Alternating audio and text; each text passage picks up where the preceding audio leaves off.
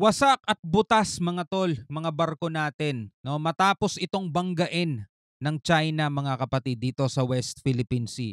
Dahil ang iniisip nila tayo daw ay magsasagawa ng resupply mission sa BRP Teresa Magbanwal na nakaangkla nga dito sa Escoda Shoal mga tol.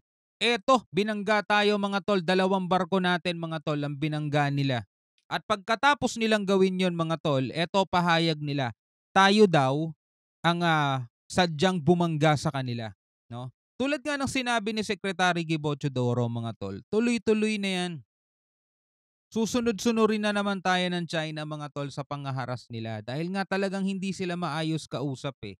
'Di ba? Kahit na makipag-usap tayo sa kanila ng paulit-ulit, pahupain ng tensyon, de-escalate ang tensyon, kapayapaan, pero talagang nakatatak na sa utak at dugo nila mga tol ang manggulo. 'Di ba? Nakatatak na sa isip nila na hindi tayo for peace. Ano tayo, para tayo sa kaguluhan, no? At pagkatapos nun mga tol, sinisisi nila tayo. Kaya ang sabi ng National Task Force for West Philippine Sea ay itinatanggi nila mga tol ang paratang na ang mga barko daw ng PCG ang sadyang bumangga, no, sa mga barko ng China. Well anyway, panoorin na lamang natin tong balitang 'to mula rito sa PTV Philippines at bilang isang Pilipino mga tol, ay pwede mo ako samahan, pwede ka magbigay ng iyong sariling opinyon at reaksyon sa comment section sa ibaba. Alright, so wag na natin patagalin pa, panoorin na natin 'to mga tol. Nauwi sa banggaan ang agresibo at delikadong pagmamaniobra ng China Coast Guard sa bisinidad ng Escoda Shoal, kung saan napinsala ang mga barko ng Philippine Coast Guard. Butas mga tol, mamaya papakita. Yan ang ulat ni Patrick De Jesus. Ayan no. Butas na may laking higit sa 2 talampakan at lapad na 3 talampakan. So damage to property na naman yan. 'Di ba? Damage to property na naman mga tol. Sa auxiliary room sa port side ng BRP Bagakay, malapit sa auxiliary engine. At higit 1 metro naman sa starboard quarter na bahagi ng BRP Cape Enhanyo. Sira ang dalawang barko natin. Ito ang mga pinsalang tinamo ng mga barko ng Philippine Coast Guard nang mabangga sa mga barko ng China Coast Guard dahil sa agresibo at delikadong maniobra ng CCG.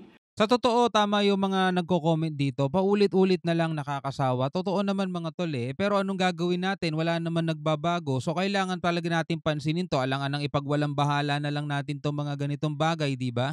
Paulit-ulit na lang eh. Hindi ba napapansin ng gobyerno natin yan? Paulit-ulit ang ginagawa ng China. Kailangan talaga nilang aksyonan yan. Nangyari ang insidente pasado 3:00 ng madaling araw nitong Lunes sa bisinidad ng Sabina o Escoda Shoal, habang patungo ang naturang mga barko ng PCG sa Lawak at Patag Island para mag-resupply sa mga tauhang nakaistasyon doon. Sira rin ang 13 stanchion post ng BRP Bagakay dahil binanggari ng starboard quarter nito, habang napinsala naman ang engine exhaust ng BRP Cape Enhanyo. Walang tauhan ng PCG ang nasaktan sa banggaan. At inaasahan naman natin mga tol dahil never naman silang umamin at never naman nilang claim yung mga ginagawa nilang kasalanan mga tol. Ang lagi nilang ginagawa ay isisi sa Pilipinas lahat ng mga pangyayari. Katulad na lamang nung ginawa nila noong July 17, kung naaalala pa ninyo mga tol, di ba ang bintang ng China, binangga daw ng barko natin ang barko nila. Diba yun ang bintang nila mga tol, pero ayan na, lumabas na lahat-lahat ng mga video, kitang-kita naman kung paano nila binutas ng patalim yung ating mga inflatable boat, kitang-kita rin kung paano nila inararo yung isang inflatable boat natin na nagdulot ng pagkaputol ng daliri ng ating mga kasundaluhan. Never naman silang umamin mga tol sa lahat ng ginagawa nila, at katulad nito mga tol, 'di ba? Ano na naman ang panibago nilang sisi? Tayo daw ang bumangga sa kanila, 'di ba? Grabe. At itinuloy pa rin ang resupply mission. They didn't go back. They're still completing their mission as we speak. It's still going to be evaluated by naval architects, people with the right background to evaluate the seaworthiness of the vessel. But as I said, despite of this damages, the commanding officer of 4410 and 4411 still decided to pursue their resupply mission. Oo, nakaka-proud na kahit na na-damage tayo, kahit na ginanito tayo ng China, ay ipinagpatuloy pa rin natin ang mission natin. Oo, tama yun. Pero hanggang kailan magiging ganyan mga tol, di ba? 'no? Binangga tayo, oh. Ayun, yun na lang TY na lang yun. Binangga tayo, TY na lang ba yun? Tumigil sa pagsunod ang mga barko ng China nang mapansing hindi patungo ang mga barko ng PCG sa BRP Teresa Magbanwa. Oh, kita? Tamang hinala pa pala sila. Akala nila tayo ay papunta sa BRP Teresa Magbanwa para magdala ng supply. Kasi nga, ipinoprotesta rin nila mga tol yung pamamalagi ng BRP Teresa Magbanwa, yung pinakamalaking pinakamahabang barko ng BRP ng PCG dito sa may Escoda Shoal. At kaya naman nandoon yun mga tol para magbantay. Para magbantay saan? Kasi nga marami tayong nakita doon, mga nakatambak na patay na corals doon, mga dead corals na nakatambak doon, na pinaniniwalaan mga tol na ang China ay may balak na naman mag-reclaim ng island doon o gumawa ng artificial island. At bad trip ang China kasi napurnada yung mission nila. Balak nilang gumawa ng artificial island doon mga tol eh. Nakita na natin eh. Ang dami dong tinambak na dead corals mga tol na baka gagawin nilang pundasyon.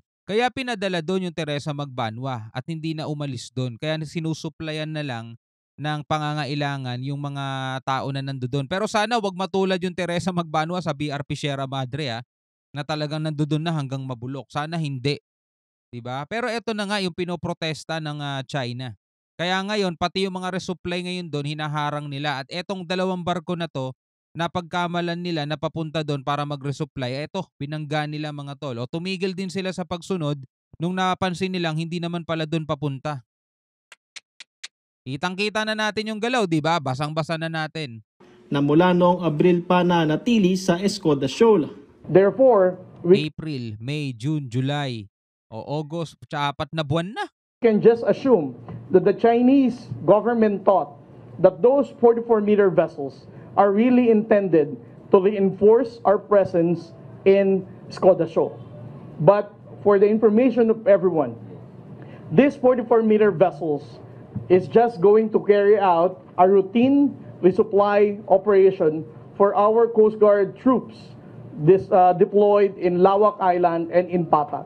Sabi ng PCG, ito ang pinakamalalang pinsala na tinamo ng kanilang mga barko. Ito ang pinakamalalang pinsala. Ito ang pinaka-agresibong ginawa. Ito ang pinakamalalang ginawa ng China. Lahat na lang mga tol, puro tayo ganun. Ang tanong, kailan tayo kikilos para dyan, di ba? Makabawi man lang, di ba? Ayaw natin ng gera, mga tol. Ayaw natin yon. Pero dapat may gawin ng gobyerno para sa mga ganyan. Di ba? Dahil sa harassment ng China Coast Guard, pinasinungalingan naman ng National Security Council at tinawag na misleading ang paratang ng China Coast Guard na ang mga barko ng Pilipinas ang sadyang bumangga. Kahit sa kalye natin tignan mga tol, ito yung barko natin, ito yung barko natin. 'Di ba? Sino yung nakaumang diyan? Barko nila oh. Masasabi mo bang tayo mismo bumangga diyan? Mga loko-loko talaga 'tong mga singkit na 'to eh. No? Naman ng National Security Council at tinawag na misleading ang paratang ng China Coast Guard na ang mga barko ng Pilipinas ang sadyang bumangga. That short Wala talaga, gulo talaga ang gusto nila mga tol. Gulo talaga. video does not tell the entire story, no? It's a spliced video, it's a misleading video. It again shows China as the benevolent actor here, no? We again condemn this deliberate attempt by the People's Republic of China to change the narrative and create their own scenarios on reality of what happened this morning. May provisional agreement ang Pilipinas at China pero sakop lamang ito ang mga RORE mission sa BRP Sierra Madre sa Ayungin Shoal. So dito hindi sila manggugulo. Dahil dito provisional mission nila. Di ba ang usapan mga tol de-escalate? Ayaw pa kasing ilabas ng DFA yung totoong detalye mga tol para at least alam din nating lahat di ba? So useless mga tol walang sense 'Di ba may provisional agreement para walang tensyon de-escalate yung pag-resupply natin dito sa BRP Sierra Madre. Tapos sa ibang parte naman ng West Philippine Sea, malaya silang manggulo. Asan ang de-escalation doon? 'Di ba? Iisang bansa pa rin 'yan. China pa rin 'yan, walang nagbago. 'Di ba? O pagdating sa BRP Sierra Madre, pagdating sa Ayungin Shoal, de-escalate, pahupain ng tensyon, kapayapaan. Pero pagdating sa ibang bahagi ng West Philippine Sea, kaguluhan pa rin. Same country pa rin 'yun Anong diferensya nun? walang magbabago, 'di ba? Escalation pa rin 'yun, 'di ba? Ang kulit eh. Anong klaseng provisional agreement, anong klaseng pag-uusap meron diyan? At may ibang pag-uusap at konsultasyon sa ibang bahagi ng West Philippine Sea. Wala, malabo mga tol. Samantala, muling binigyang diin ni retired Supreme Court Associate Justice Antonio Carpio na dapat maghain ang gobyerno ng panibagong arbitration case laban sa China pagdating sa Extended Continental Shelf. Sa 2016 Arbitral Award, iginiit na walang basehan ng 9-dash line ng China para angkinin ang buong South China Sea. 100% China will lose because they're so far away. The world will rally behind that arbitral award. So I've been pushing our DFA and our government to Yung sinasabi ni retired Antonio Carpio, retired Supreme Court Associate Justice Carpio. Sabi niya the world will rally no against the ginagawa ng China. Maganda yung sinasabi niyang maghain ulit tayo ng arbitral case dito sa Court of Arbitration mga tol. Pero yung the world will rally mga tol. Biruin mo nanalo na nga tayo 2016 eh. Napawalang bisa na nga claim ng China eh. Tanong, anong nangyayari? Nagagamit ba natin? Parang wala namang pinagbago, di ba? So kung magdaragdag tayo, ito additional na naman yan sa China, siguro naman kahit papaano mababawasan yung angas nila. Kung hindi, o di mag-ahin ulit sa ikatlong pagkakataon, di ba? Pero nakikita natin, parang wala namang nangyayari, di ba? file another arbitral award. Di ba sabi niya, the China will lose dahil napakalayo nila. Oo, matatalo talaga sila. Ang tanong mga tol, di ba, kaya ba nating i-enforce yung ating karapatan katulad na lamang ng 2016 Arbitral Award natin na nagpanalo sa atin at nagpapawalang bisa ng claim ng China sa South China Sea. Tanong, napaatras ba ang China? Napaatras ba ang China? Hindi eh, namamalagi pa rin sila diyan. Tanong, na-enforce ba natin yung ating 2016 arbitral ruling? Wala eh. Ang kailangan talaga natin invest o bumili ng mga malalaking asset ng maraming asset mga tol. 'Di ba? Kasi puwersa dinadala sa atin ng China mga tol. Wala silang pakialam sa batas. At yung international law na sinasabi nila at yung Court of Tribunal na yan, wala rin naman silang mga enforcer na pwedeng magpatupad ng batas na ibinaba nila. 'Di ba? Binigay na sa atin yung pagkapanalo, nasa sa atin na yon kung paano natin i-enforce. Kaso kulang tayo sa mga asset natin. Paano natin i-enforce yan? So yun ang kailangan nating gawin siguro. Magdagdag tayo ng mga asset natin, mga barko, at saka syempre dapat maging ano na rin tayo, maging matigas na rin tayo dito sa bagay na 'to.